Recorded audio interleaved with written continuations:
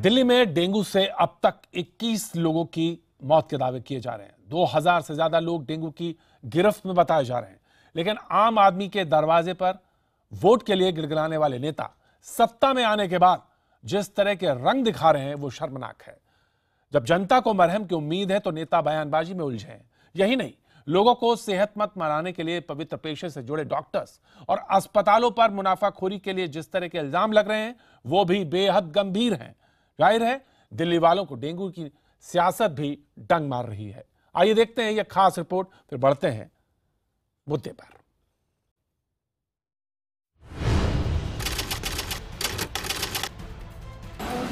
और उसके बाद उसको समथिंग के लिए बोल दिया, समथिंग लेके गया, वहाँ भी कोई ट्रीटमेंट नहीं मिला, जिससे उसे इंजेक्शन और दवाइयाँ देते गए और उसको खून की उल्टी होने लगी। सुबह डॉक्टर ने कहा कि देखिए जरा आप इनको कि ये क्या हो रहा है। डॉक्टर बोले हम कुछ नहीं कर सकते, ले जाइए, जाना चाहते हैं आप।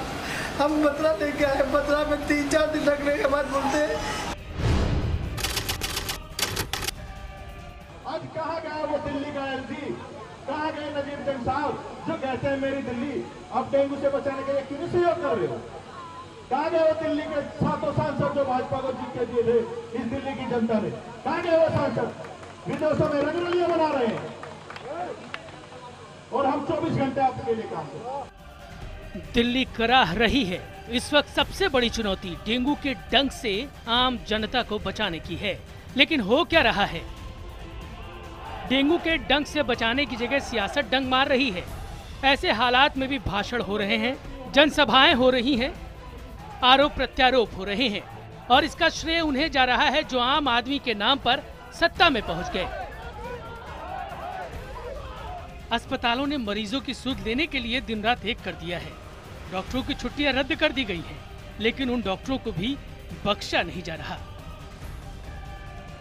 सरकारी हॉस्पिटल वालों की औकात नहीं है आपको मना कर दे एडमिट करने से, उनके लाइसेंस जब्त करवा देंगे हम जो ऐसा काम करेंगे। जो डॉक्टर आपको एडमिट करने से मना कर देगा उसकी नौकरी खत्म कर देंगे, लेकिन आप लोगों का सहयोग जरूर करना। एक तरफ दिल्ली के मुख्यमंत्री अरविंद केजरीवाल दूसरों को सियासत नहीं करने की नसीहत दे रहे हैं, मिलजुल कर डेंगू से लड़ाई करने की अपील कर रहे हैं, तो दूसरी तरफ उनके ही मंत्री सियासत का डंक मार रहे हैं। तिलमिलाई बीजेपी ने अपने सांसदों पर सवाल उठाने के बाद उन्हें सामने तो कर दिया, लेकिन यहाँ भी बयानों की लानत मजम्मत ही की गई। उनके कामों का ब्यौरा नहीं मिला। इनसे पहले मैं पूछना चाहती हूँ कि ये पार्टी जिसका बजट 524 करोड़ दिल्ली शहर के लिए है एडवर्टाइजिंग की, उसने कितने एडवर्टाइजमेंट छापे डेंगू की रोकथाम के लिए? उसने म्युनिसिपल कॉरपोरेशंस को कब कब कितना कितना पैसा दिया और डेंगू की रोकथाम का इनका बजट क्या था? मच्छर के साथ ही सियासत भी डंक मार रही है। नेताओं को पीड़ितों के आंसू नहीं दिख रहे, उनके घरों के बुझते चिराग नहीं दिख रहे। हालांकि विवादास्पद बयान के तूल पकड़ने के बाद संदीप कुमार ने माफी मांग ली। जैसा मतलब आक्रोश लोगों में दिखा तो उत्तेजना में आके हो सकता है मैंने ऐसा कह दिया हो, लेकिन मैं माफी चाहता हूँ। मेरी मंशा डॉक्टरों को नेगलेक्ट करने की, उनका अपमान करने की कोई ऐसी नहीं थी। और अगर किसी को इससे बुरा लगा तो मैं हाथ जोड़ के मैंने फिर कहा मैं माफी भी चाहता हूँ आप लोगों से। शुक्रवार से रुक रुक कर होने वाली बारिश ने दिल्ली वालों का खौफ बढ़ा दिया है। मच्छरों के पनपने का अनुकूल मौसम फिर से आ गया है। अस्पतालों पर तमाम तरह के आरोप लग रहे हैं। 6 अस्पताल के चक्कर लगाने के बावजूद 7वें अस्पताल में भर्ती होने के बाद मरीज आखिरी हिचकी लेने को मजबूर हो रहे हैं। क्या डॉक्टर डेंगू के इलाज में सक्षम नहीं है? क्या डेंगू बुखार की पहचान में डॉक्टरों से हो रही है चूक? क्या अस्पतालों में डेंगू के मरीजों को अब भी गंभीरता से नहीं देखा जा रहा, या फिर इसकी वजह कुछ और है? क्या डॉक्टर और अस्पतालों पर जबरदस्त दबाव है? अगर ऐसा है तो अपनी सियासत चमकाने के लिए बिहार जाने वाले केजरीवाल बिहार से ही कुछ दिनों के लिए डॉक्टर क्यों नहीं मंगवा लेते?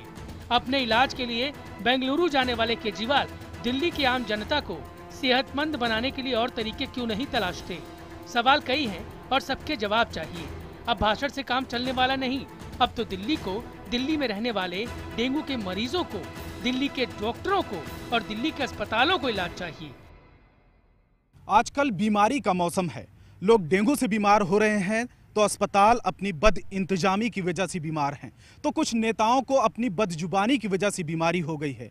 लोगों का इलाज तो अस्पतालों में हो जाएगा, लेकिन क्या ऐसे नेताओं के बदजुबानी के इलाज के लिए कोई अस्पताल है?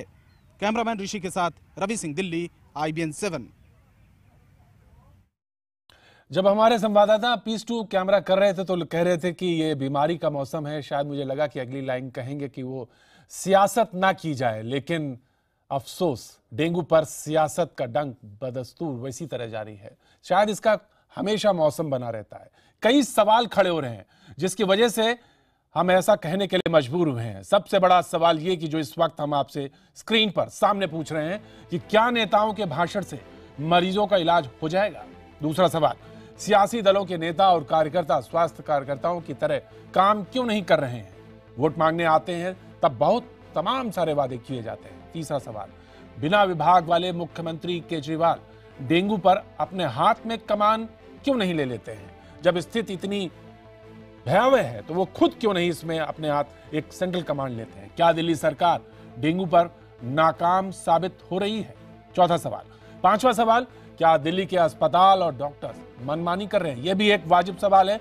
जनता परेशान है और डॉक्टर से भी वो तमाम सवाल पूछ रही है। दिल्ली के जख्मों पर मरहम की जगह नमक क्यों मला जा रहा है? इस पर गंभीरता से बात करने की जरूरत है। और इस मुद्दे पर हम बात करने के लिए हमारे साथ जो मेहमान हमारे साथ आज शरीक हैं इस पूरे बातचीत में, बीजेपी की नेता नुपुर शर्मा हमारे साथ मौजूद हैं, आम आदमी पार्टी के समर्थक फिरोज बख्त अहमद साहब हमारे साथ मौजूद हैं, कांग्रेस के प्रवक्ता आलोक शर्मा जी हमारे साथ मौजूद हैं, एम्स के पूर्व डायरेक्टर और रॉकलैंड अस्पताल के मौजूदा डायरेक्टर डॉक्टर PK दवे साहब हमारे साथ मौजूद हैं, IMA के joint secretary doctor Ravi Malik हमारे साथ मौजूद हैं। इसके अलावा हमारे साथ पूजा भी मौजूद है जिन्हें डेंगू की वजह से अपने भाई को खोना पड़ा। हम उनसे उनकी तकलीफ और उन्होंने जो कुछ भोगा वो जानने की कोशिश करेंगे। यहां हम आपको एक बात बताना चाहते हैं और पूरी शिद्दत के साथ इस बात को कहना चाहता है, हमने आम आदमी पार्टी का पक्ष रखने के लिए उनसे संपर्क किया, लेकिन इस चर्चा में शामिल होने के लिए पार्टी ने कोई नुमाइंदा हमें नहीं दिया। बहरहाल हम इस मुद्दे के इस विषय को आगे बढ़ाते हैं और सबसे पहला सवाल हम नूपुर आपसे पूछना चाहते हैं। बात आम आदमी पार्टी की नहीं है, बात यह है कि दरअसल ये सवाल पूछा जा रहा है कि दिल्ली के सांसद आखिर कहां हैं, और ये सवाल वाजिब है, पूछा जाना चाहिए। आखिर वो लोग कहां हैं ये भी जानना चाहते हैं। नूपुर। देखिए, पहले तो मैं सबसे बात ये स्पष्ट करना चाहती हूँ कि आप लोगों का शुक्रिया अदा करना चाहूंगी। जितनी भी यहाँ मीडिया है, अगर आप लोग इसको शायद चैनल्स पे नहीं लाते, शायद अवेयरनेस नहीं बढ़ाते, तो इसके बारे में जो एक्शंस अभी तक लिए गए हैं वो भी नहीं होता। शुक्रिया। दूसरी बात मैं कह दूं कि मैं एक और बात कहना चाहती हूँ सांसदों की। दिल्ली के जो 7 सांसद हैं और दिल्ली में जो हमारे केंद्रीय के जो हेल्थ मंत्री हैं JP नड्डा जी, इन सब ने अपने काम बिल्कुल बखूबी ये निभा रहे हैं। और मैं इतना भी कहूंगी कि JP Nadda ji surprise visits भी कर रहे हैं अस्पतालों में। लेकिन फर्क इतना आ जाता है प्रतीक जी कि आप सिर्फ मीडिया में दिखा रहे हैं कि देखिए हम इसमें जरा ब्यौरा ले रहे हैं कि क्या इसकी प्रोग्रेस है, इसके प्रिकॉशंस हो रहे हैं कि नहीं, या फिर आप जेन्युइनली चिंतित हैं कि ये डेंगू का जो त्राही मच रही है दिल्ली के अंदर, उसमें एक्चुअली प्रिकॉशंस और बाद में क्योर, अस्पतालों में जो बहुत हाई बिल्स और हाई चार्जेस लग रहे हैं टेस्ट के, उन पे कोई रोक लग रही है कि नहीं। तो यहाँ पे ये जो फर्क आ जाता है, मैं आपको दोबारा आश्वासन देती हूँ, हमारे सांसद जो काम कर रहे हैं, जो उनके जिम्मे है वो उनके जिम्मे है और वो कर भी रहे हैं, और हमारे केंद्रीय के जो हेल्थ मंत्री हैं JP नड्डा जी भी कर रहे हैं। नूपुर जी हम और आप, नूपुर जी बिल्कुल आप बोल लीजिए, आप बोलना चाहे बोल लीजिए, बात पूरी कह लीजिए, मैं बोलूंगा। सब फर्क इतना है, मैं एक चीज आपको जरा ध्यान में लाना चाहूंगी। जब दिल्ली में लाडो सराय के उस दामपंती ने अपने बच्चे खोने के ऊपर आत्महत्या करी, तो आप लोगों ने उसको मीडिया में बताया, आपने मीडिया में उसको हाईलाइट किया। 4 दिन के बाद जाके हमारे मुख्यमंत्री ने विजिट करी, सरप्राइज करी, और ऐसी सरप्राइज करी कि पूरी मीडिया साथ में तैनात थी और अगले दिन ये पेपर में भी आया। मैं राजनीतिकरण नहीं करना चाह रही हूँ, लेकिन कायदे की बात यह है कि अगर टाइमली एडवाइजरीज पहले होती, अगर टाइमली प्रिकॉशंस लिए गए होते, सूची निकलती है हर साल, पेपरों में भी निकलती है कि डेंगू से बचे, मॉनसून आ रहा है, ये प्रिकॉशंस ले। इस बार वो शायद अखबारों में गायब थी। ठीक है नूपुर जी, बिल्कुल नूपुर जी, ये बात आपकी सही है। नूपुर जी, ये बात बिल्कुल सही है आपकी, इसमें दो राय नहीं है कि एडवाइजरीज निकलती हैं और ये सवाल लगातार उनसे पूछा जा रहा, पार्टी के लोग हैं उसका जवाब भी दे रहे हैं वो। लेकिन मैं आपसे जानना चाहता हूं, ये 1 घंटे आप लोग यहाँ पे मौजूद रहेंगे इस चौपाल में, मैं ये जानना चाहता हूं, आप चाहें तो इस सवाल का जवाब भी दें कि 7 सांसद और नड्डा जी किन अस्पतालों में दिल्ली के गए, उन्होंने इन पिछले 3 दिनों में कौन सी विजिट करी, ये अगर आपकी पार्टी हमें मुहैया कराएगी तो मुझे बहुत अच्छा लगेगा, बेहतर लगेगा और मैं इसी 1 घंटे के प्रोग्राम में उसको प्रचारित और प्रसारित करना भी चाहूंगा। ये मैं आपसे कह रहा हूं, इसके नाते मैं जरूर प्रसारित करना चाहूंगा। अगर मुझे ये जानकारी अगर आपके पास हो तो मुझे जरूर मुहैया कराइएगा कि किन किन अस्पतालों को उन्होंने विजिट किया। जी सुनिए, मैं जरूर बताऊंगी आपको। 24 जुलाई को नड्डा जी ने पहले एक प्रेस स्टेटमेंट निकाली कि अभी तक इस साल में 15 डेंगू से मौत हो चुकी है और मार्च से अगस्त आ गया है, 12 एडवाइजरीज निकल चुकी है डेंगू को लेके।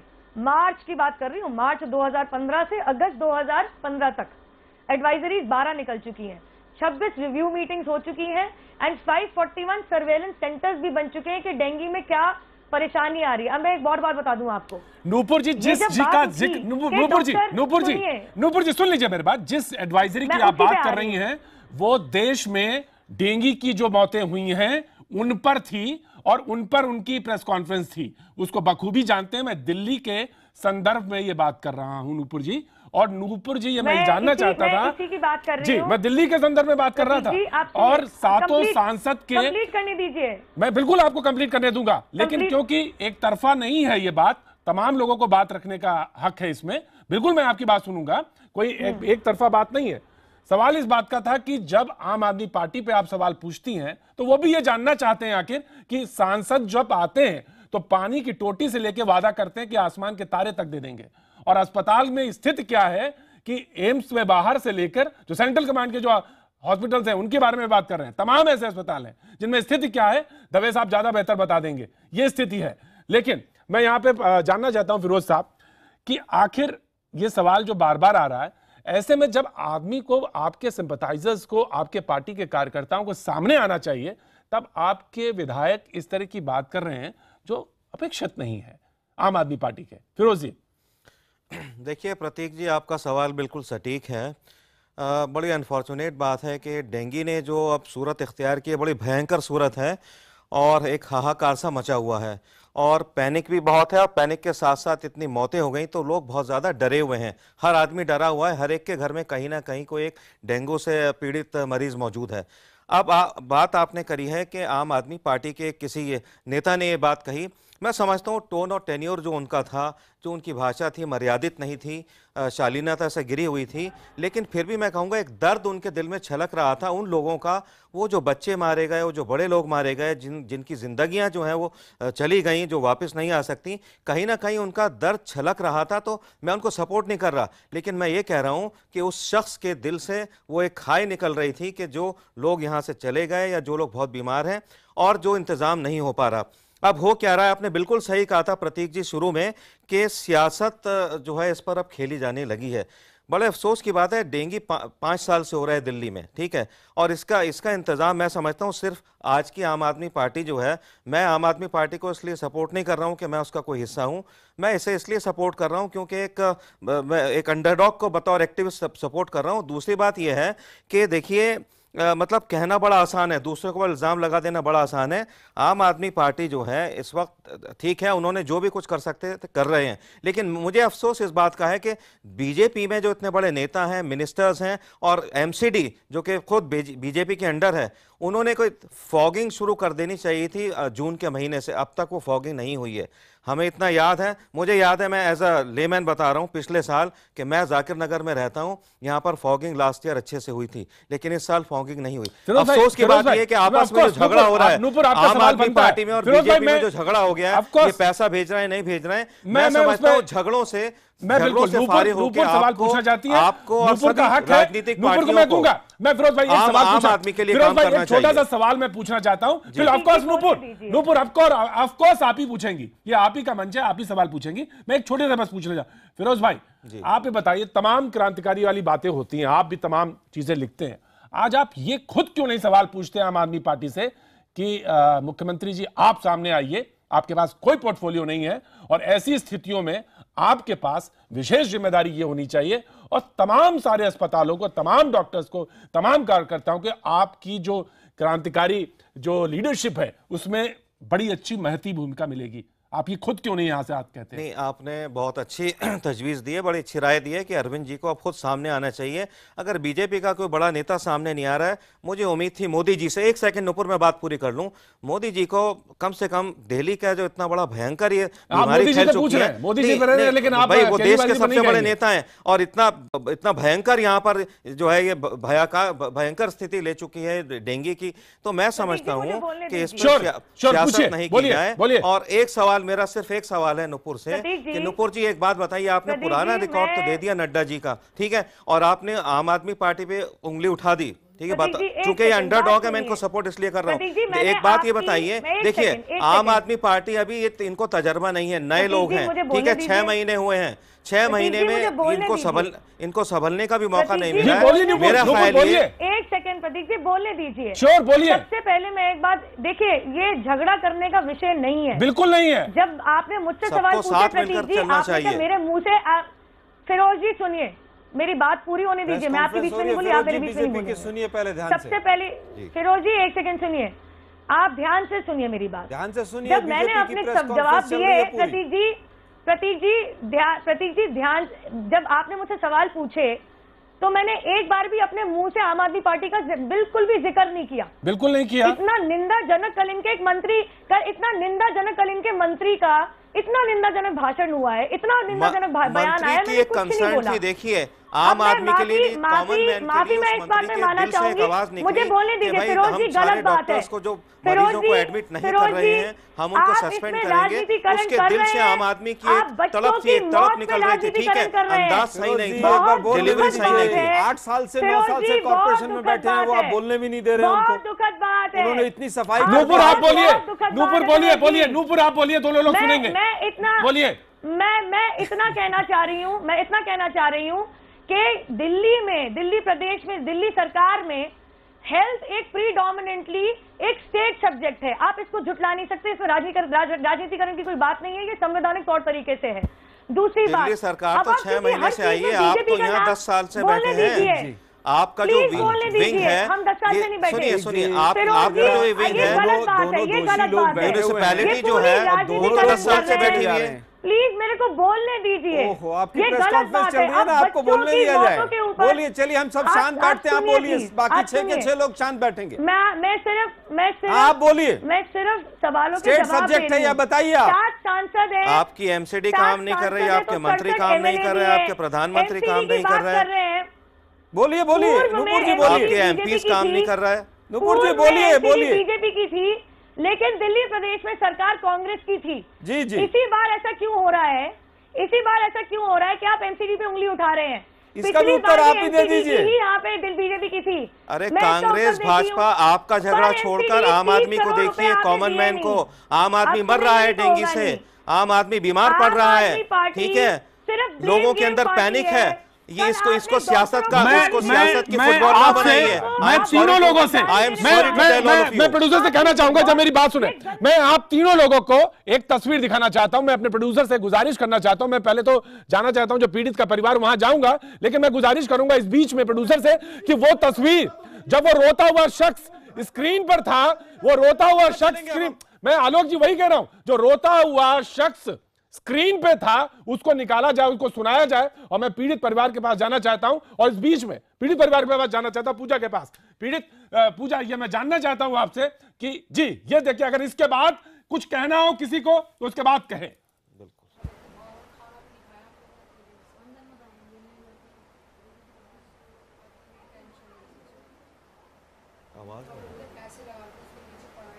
जी पूजा मैं आपके पास आना चाहता हूं। मैं कोशिश करूंगा कि एक बार फिर से कि उस पे उसको तस्वीर निकाली जाए और ऑडियो के साथ। मैं जानना चाहता हूं कि आप कितने अस्पतालों में गए और कितने अस्पतालों ने आपको मना किया, उसके बाद जब आप पहुंचे तो आपके भाई के साथ क्या हुआ, ये मैं जानना चाहता हूं पूरी स्थिति, और दिल्ली से देखना चाहे पूरी।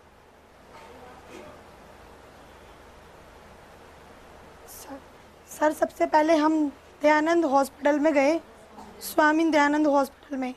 वहाँ मेरे भाई को 2 टैबलेट दी पैरासीटामोल।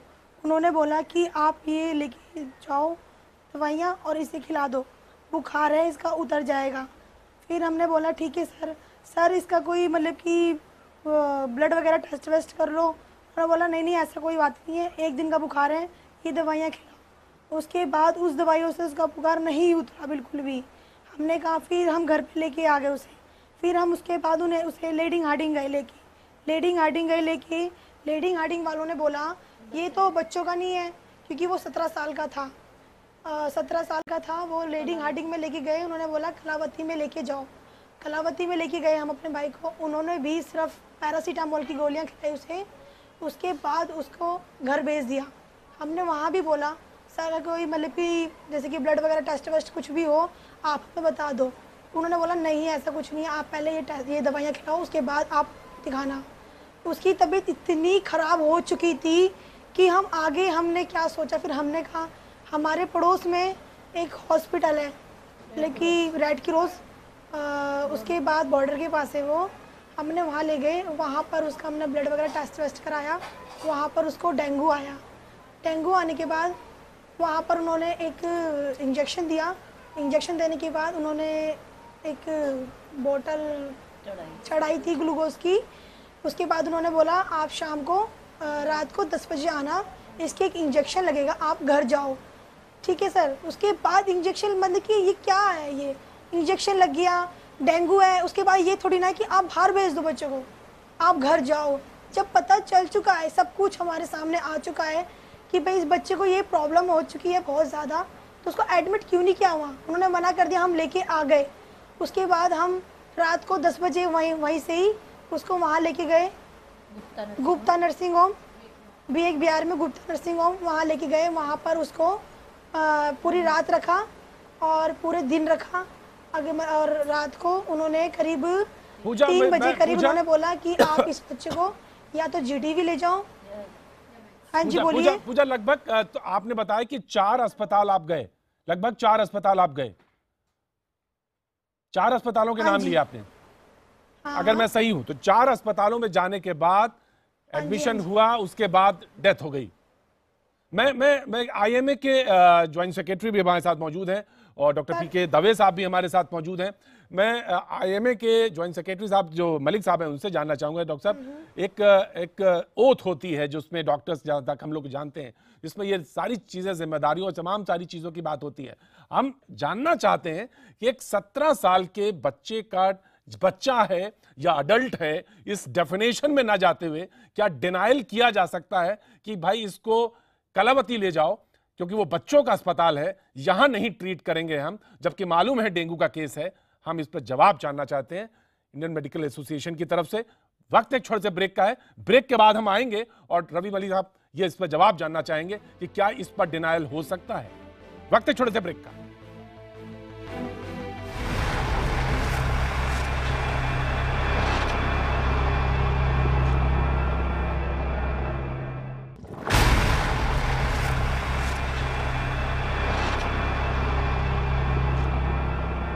मेरे भाई को जब दिन में मैंने देखा तो उसको बुखार था और मैं यहाँ से लेके मदन मोहन गया, लेकिन वहाँ पर उसको इंजेक्शन दे के तो गोलियाँ दे दी गई, तो जिससे उसका बुखार नहीं टूटा और कहते गया कि ठीक नहीं है ले जाओ इसको।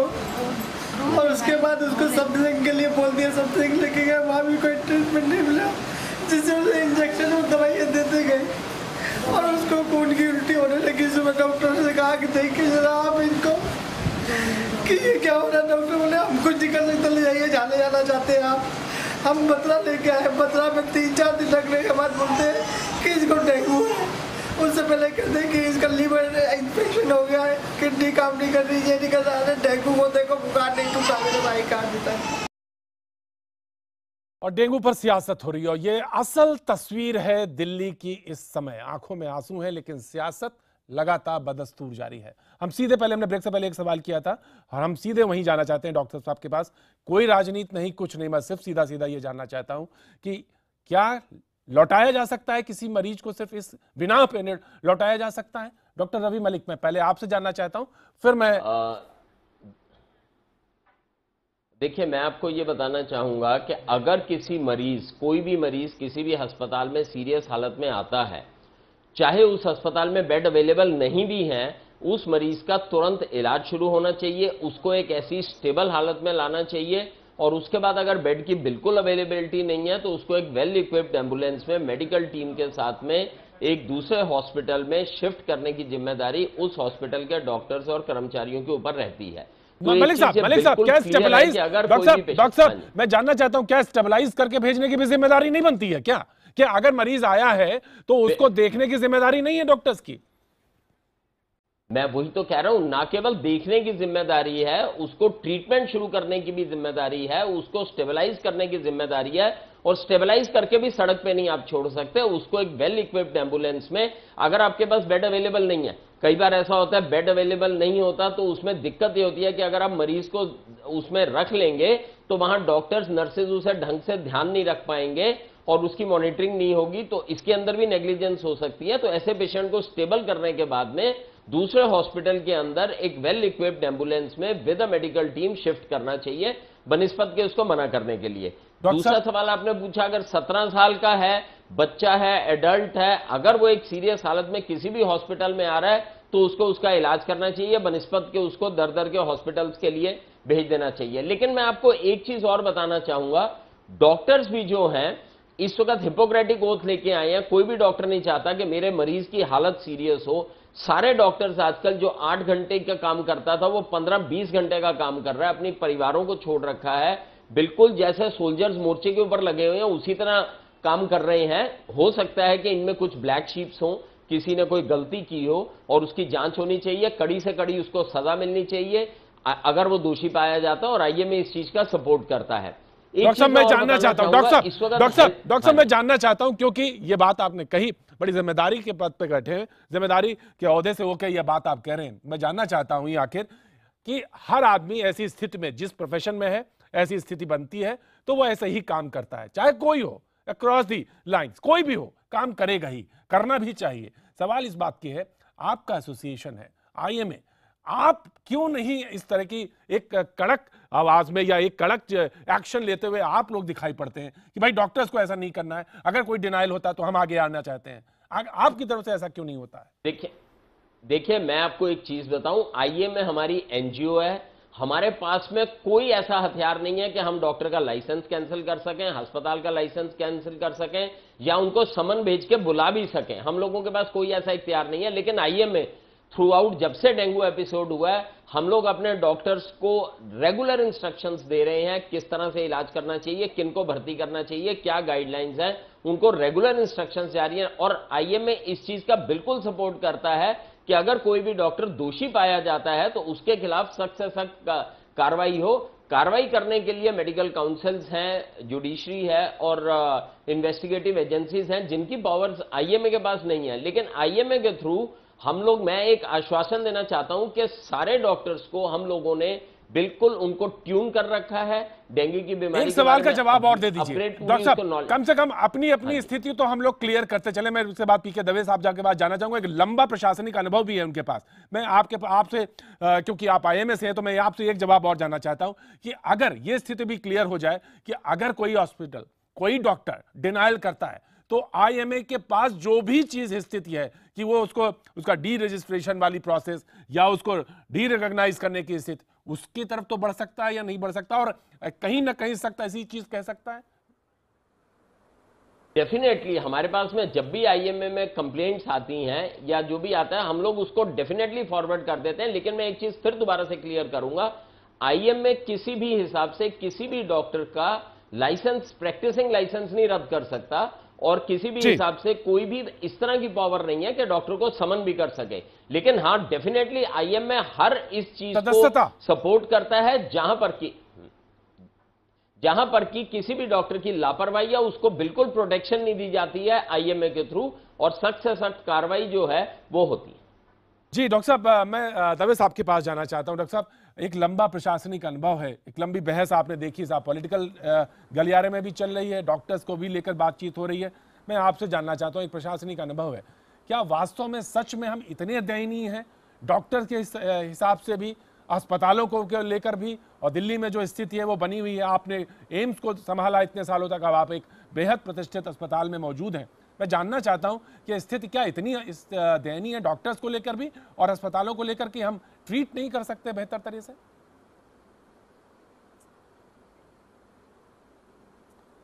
नहीं, ऐसा बिल्कुल नहीं है। और जहाँ तक मैं समझता हूँ कि अस्पताल जो हैं, हर एक अस्पताल जो है अपनी तरफ से पूरी भरसक कोशिश करता है।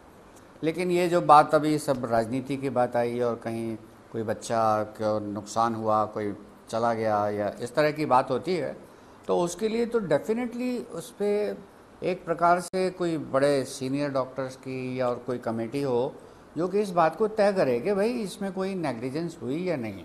डॉक्टर साहब आप मानते हैं, बहुत बेहतर बात कही है डॉक्टर साहब आपने, मेडिकल काउंसिल के बिल्कुल बहुत बड़ी बात कही है डॉक्टर साहब। मैं ये फिर से इस बात को मैं आपके पास फिर से आना चाहता हूँ। आपने कहा कि एक कोई कमेटी होनी चाहिए, सीनियर डॉक्टर्स की होनी चाहिए, चाहे वो दिल्ली सरकार बनाए या वो केंद्र सरकार बनाए, और वो कमेटी इस पर नेग्लिजेंस कहीं से भी हो उसको तय करे। आप इस बात की तस्दीक करते हैं? केंद्र सरकार के पास तो ये ताकत है कि वो कर सकती है ऐसा, लेकिन ये है कि देखिए जो भी कुछ उसमें जो चीज़ें नज़र आ रही हैं, क्यों हुआ ऐसा, उसके ऊपर भी थोड़ा सा विचार करना चाहिए। एक सबसे बड़ी बात और है, ये यहाँ पर बहुत राजनीति वाली बात हो गई तो कुछ बात समझ में नहीं आ रही थी मुझे, लेकिन ये ज़रूर है कि हमें आईएमए ने बहुत सारी चीज़ें बताई कि डेंगू अगर सस्पेक्टेड है तो क्या करना चाहिए, डेंगू अगर हो जाता है तो क्या करना चाहिए, ये सब बातें हो चुकी हैं। और मैं समझता हूँ कि इसमें मीडिया का भी बहुत बड़ा रोल होना चाहिए। लोगों को बताएं तो सही कि डेंगू अगर हो जाता है तो क्या करना है। दूसरी बात, सबसे बड़ी बात यह है कि हमने प्रिवेंशन पर बिल्कुल भी जोर नहीं दिया।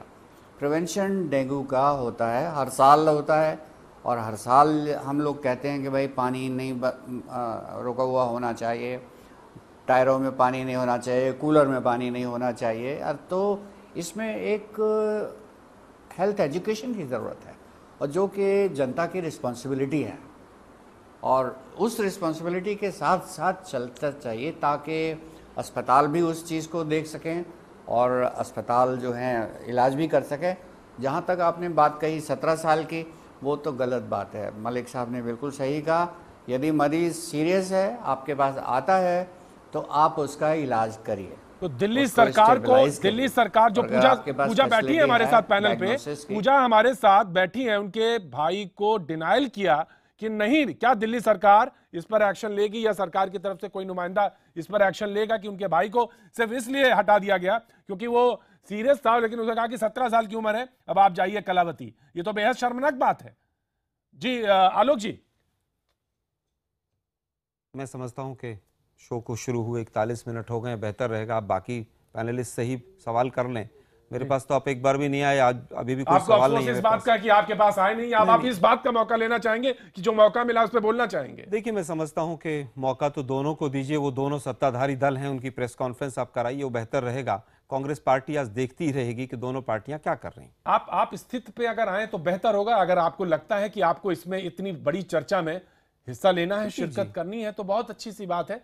आलोक जी, मैं जानना चाहता हूं, प्रतीक जी, आपने 4 सवाल पूछे, क्या आपके किसी भी सवाल का भाजपा की प्रवक्ता महोदय ने उत्तर दिया? नहीं दिया। वो अपनी प्रेस कॉन्फ्रेंस करके जनता तो देख रही है ना, वो स्थिति देख रही है। अगर इस चीज में आपको भी इस बात का अफसोस है कि आप प्रदर्शन कर रहे हैं, सड़कों पे प्रदर्शन कर रहे हैं और आप झंडा उठा रहे हैं, आपको इस बात का अफसोस है? प्रतीक जी, अगर आपको भी ऐसा लगता है कि आज भी कांग्रेस ही दोषी है तो बेहतर है मैं शांति से मूक स्पेक्टेटर बनकर आपका शो देखूं। अगर लगता है विपक्ष की स्थिति यही है तो विपक्ष की स्थिति यही है, तो फायदा उठाने के लिए तो बाकी है ही है सारी स्थिति। कोई बात नहीं, लेकिन अगर उठाने दीजिए, अगर बाकी दल फायदा उठाना चाहते हैं डेंगू जैसे मुद्दे पर भी, तो उनको उठाने दीजिए, उनको बोलने नहीं, मैं जानना चाहता हूं, आपका रुख जानना चाहता था मैं, इसीलिए मैंने आपसे पूछा। मैं जानना चाहता हूं आलोक जी, आपसे फिर एक बार मौका देता हूं, मैं आपसे फिर जानना चाहता हूं। धन्यवाद करता हूं फिर से, और मैं अपना उत्तर पुनः फिर रिपीट करता हूं कि आप आम आदमी पार्टी के समर्थक एवं बीजेपी से ही उत्तर लें। नूपुर जी, जवाब नूपुर जी, मैं जानना चाहता हूं कि अगर ये स्थिति है, उन्होंने ये बात जवाब का आपका जवाब जो तो अधूरा था, इस पर उन्होंने तंज किया कि आखिर आपके सांसद गए तो कहां गए, और अगर आपके स्वास्थ्य मंत्री, केंद्रीय स्वास्थ्य मंत्री गए तो कहां गए, वो जानने का वो उत्सुकता है उनमें। अगर मुझे मौका पूरा दिया होता तो शायद मैं उत्तर भी पूरा करती। जी बताइए। आपको पूरा उत्तर मौका दिया जाता है, IBN 7 पूरा समय दे रहा है भाजपा को। आलोक जी मत बोलिए, देखिए आलोक जी, मैं I won't allow you, now I won't allow you Alok ji, अब आप चुप I will request to leave the show. नहीं आलोक जी, मैं अब आपको request to leave the show. नहीं, मैं अब आपको या तो आपको बोलना, या तो बोलिए, और या ना बोलने पर बीच में टोकिए मत। जी नूपुर जी, बोलिए नूपुर जी। मैं पिछले हफ्ते की बात है जब ये बाहर आई बात कि प्राइवेट अस्पताल ज्यादा चार्ज कर रहे हैं, तो सबसे पहले नड्डा जी ने ही इस पे कहा कि ज्यादा चार्ज नहीं कर सकते, उनको कंट्रोल कीजिए क्योंकि प्राइवेट अस्पताल आपके स्टेट गवर्नमेंट के अंदर आते हैं।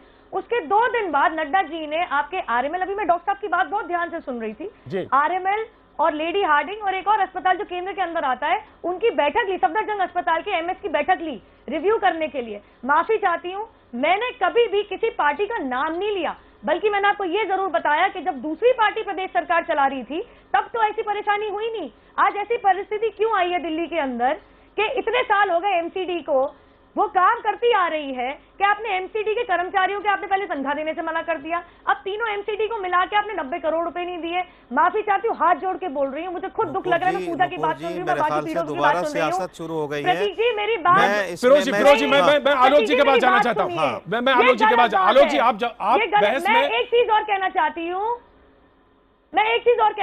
नूपुर जी एक मिनट, आप आलोक जी आप फैला हुआ है दिल्ली में। आलोक जी आप शरीक होना चाहते हैं तो मैं जानना चाहता हूं कि आप जवाब दें। जी आलोक जी, आप बेहतर बोलने वाले लोगों में से और बेहतर वक्ता हैं। कोई प्रश्न ही नहीं है तो मैं किस बात का उत्तर दूं? मैं ये जानना चाहता हूं कि आखिर ये जो स्थिति बनी, वो जो बार बार जिस तरफ वो इशारा कर रही हैं आलोक जी, वही बता दें, अपने गुस्से को थामिए, और ये जो गुस्सा है इसको काफी कुछ बता दिया है। मैं बता रही हूं कि सरकार ने क्या कहा है। मुझे नहीं लगता कि भाजपा ने कोई भी चीज बचाने के लिए छोड़ी है, उन्होंने सभी कुछ बता दिया है। माफी चाहिए, मैं बता रही हूँ कि माफी चाहती हूँ, केंद्र सरकार ने क्या क्या स्टेप ले रहे हैं मैं ये बता रही हूँ। ने भी कर दिया सारा काम, तमाम सांसदों ने सब कुछ कर दिया है, तो कांग्रेस के लिए बचाने के लिए कुछ नहीं।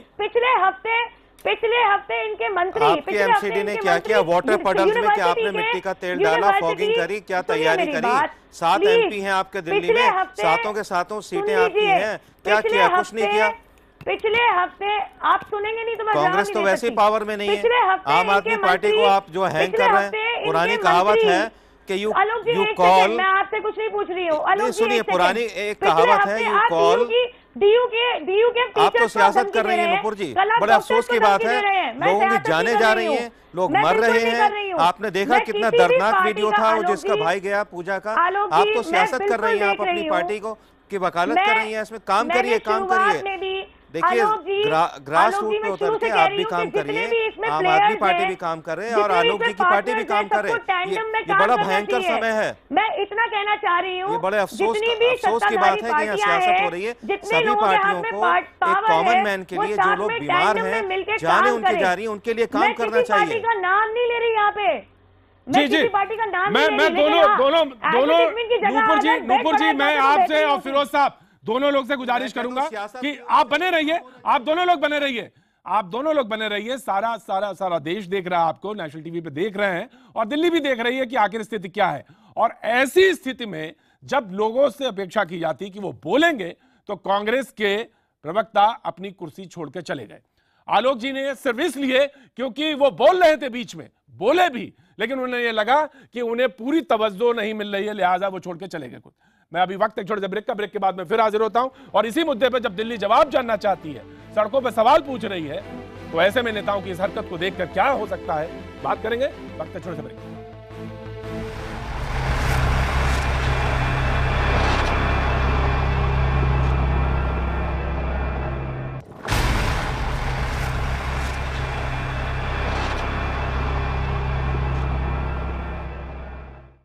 डेंगू का डंक और सियासत दिल्ली में चरम पर। हम इस बहस में लगातार बने हुए हैं। हमारे साथ आम आदमी पार्टी के सिंपैथाइजर भी मौजूद हैं। मैं फिरोज साहब आपसे जानना चाहता हूं कि कांग्रेस ने एक पर्चा निकाला जिसमें उसने कहा कि हमारे पास हमने ये बजट बनाया था, हमने पिछले साल ये तैयारी की थी। आखिर सवाल इस बात का कि आम आदमी पार्टी ये तैयारी क्यों नहीं कर पाई? उसको ये पता नहीं था कि दिल्ली में ये बराबर डेंगू का ये अटैक होता है, हर साल ये बीमारी आती है, तो क्यों नहीं प्लानिंग की गई? जैसा कि अभी कुछ देर पहले दवे साहब भी यही बात कह रहे थे।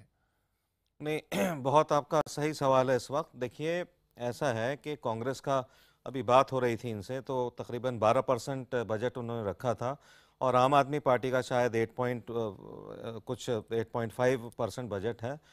तो देखिए असल में क्या है, एकदम से ये आपदा आ गई, इमरजेंसी की तरह से आ गई है, एपिडेमिक की तरह से। नहीं, और सुनिए मैं प्रतीक जी, नहीं, मैं डिफेंड नहीं कर रहा हूं, मैं डिफेंड नहीं कर रहा हूं। नहीं, वो ठीक है, 5 साल से चल रहा है, लेकिन इस लेवल की यानी जो भयंकर जो सूरत इख्तियार की है वो इसी साल की है। पिछले सालों में ये हो रहा था, लेकिन जो भयंकर सूरत इस साल इख्तियार की है वो पहले नहीं थी। देखिए आम आदमी पार्टी के साथ प्रॉब्लम ये, नुपुर एक सेकंड प्लीज, आपने देखिए आम आदमी के साथ प्रॉब्लम क्या है, नुपुर एक बात सुन लीजिए, एक सेकंड में। देखिए प्रॉब्लम आम आदमी पार्टी की ये है कि आप सब लोग, ये है ना अंग्रेजी कहावत है, call the old hag a dog and hang her. आप आम आदमी पार्टी को लटकाना चाहते हो सब मिलकर, आप और कांग्रेस। इसको अभी तजर्बा नहीं है, इसको वक्त लगेगा, लेकिन मैं फिर भी तारीफ करना चाहूंगा सत्येंद्र जैन की। इनके जो हेल्थ मिनिस्टर है वो भरसक कोशिश में लगे हुए। हाँ, ये मैं मानता हूँ कि it's a very dangerous phase, सबको मिलकर काम करना चाहिए।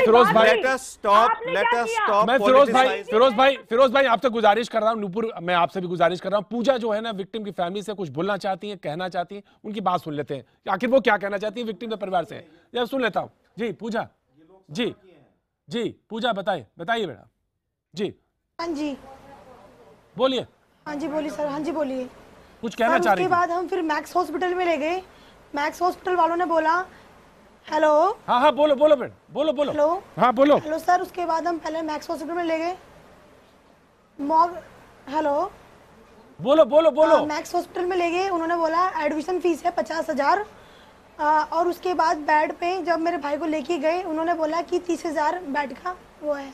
उसके बाद बोलने के बाद उन्होंने बोला कि पूरे दिन रखा उन्होंने, रात को बोला उन्होंने हमसे, डॉक्टर ने रात को बोला कि आप इस बच्चे को आप पुष्पांजलि में लेके जाओ और हमारे पास आईसीयू में बेड नहीं है। और डॉक्टर का नाम था संजय कुमार जायसवाल। हाँ बताओ, आगे बताओ। उसके बाद उन्होंने बोला हेलो। बोलो। डॉक्टर ने बोला अगर मैं अपनी गारंटी ले रहा हूँ, अगर भी इस बच्चे को कोई भी प्रॉब्लम होती है पुष्पांजलि में तो उसकी मैं जिम्मेदार हूँ, आप लेके जाओ। और ब्लड भी जो इस बच्चे का है वही मेरा है, अगर ब्लड भी नहीं मिलता है तो मैं इस बच्चे को ब्लड मैं दूंगा, आप मुझे कॉल कर देना। अच्छा, हम वहाँ से ठीक ठाक बिल्कुल लेके गए अपने भाई को, मैंने बात करी उससे। उसके बाद लेने के बाद हम पुष्पांजलि में लेके गए। पुष्पांजलि में मेरे भाई को बेड पे लिटा दिया। लिटाने के बाद उन्होंने बोला एडमिशन फीस 50,000 उन्होंने ये बोला। उसके बाद हमने कहा हमने जमा करा दिए। जमा करवाने के बाद उन्होंने मेरे भाई को ऑक्सीजन लगाया। ऑक्सीजन लगाने के बाद डॉक्टर ने बोला, मेरे भाई ने बोला डॉक्टर को, डॉक्टर प्लीज़ इसे हटा दो, मैं बिल्कुल ठीक हूँ, मुझे सांस बहुत अच्छे से आ रहा है, अगर मुझे कोई प्रॉब्लम होती है तो मैं आपको बताता हूँ। लेकिन नहीं, डॉक्टर ने बोला आप इसे लगाओ, वो नहीं माना, वो डर गया। डॉक्टर ने उसके वेंटिलेटर तुरंत लगा दिया। वेंटिलेटर लगाने के बाद आईसीयू में डॉक्टर ने हमें नहीं जाने दिया बिल्कुल भी। मेरा भाई बोलता रह गया कि प्लीज़ एक बार तो मेरी मम्मी को बुला दो, एक बार या मेरी दीदी को बुला दो, मेरे मामा जी भी थे उन्हें बुला दो। लेकिन नहीं, डॉक्टर ने बोला नहीं जाना कहीं भी, तो आप मतलब कि आप चुप हो जाओ। डॉक्टर ने मेरे भाई को बहुत बुरी तरह से डांटा। मेरे भाई ने दोनों हाथ जोड़ के please doctor. Hello, doctor Dave मौजूद हैं। डॉक्टर साहब आप इस पे कुछ रिएक्ट करना चाहेंगे? डॉक्टर दवे, इस पूरी स्थिति में एक अस्पताल से दूसरे अस्पताल के चक्कर। मैंने तो पहले भी कह चुका हूं और ये तो देखिए इसको तो मालूम करना चाहिए क्यों ऐसा हुआ। सच में तो कई दफ़ा मरीजों को किस प्रकार की तकलीफ है या क्या है या डेंगू किस स्टेज पर पहुंचा है। ऐसा नहीं है कि डेंगू, हर एक डेंगू पेशेंट जो है वो खतरे में होता है। डेंगू जब खतरे में आ जाता है तब उसका सही इलाज होना चाहिए, बिल्कुल सही बात है। और जहाँ तक पैसे की बात है, ये तो प्रशासनिक मामला है, इसको तो सेटल करना चाहिए, प्रॉपरली करना चाहिए, ये ज़रूरी है ये। और मरीज़ को भेजने का तो बनता ही नहीं है। अगर मरीज़ सीरियस है तो उसको रखो, स्टेबलाइज करो और तभी भेज सकते हो उसको, अगर यदि आपके पास बेड नहीं है तो। ऐसा जी आज बहस को तो यही देखिए। जी शुक्रिया डॉक्टर साहब, शुक्रिया डॉक्टर साहब। आज बहस को यहीं पे रोकना पड़ेगा, लेकिन हम फिर मुद्दे के साथ मौजूद रहेंगे। आज अभी बस सिर्फ इतना। बने रहिए, देखते रहिए IBM।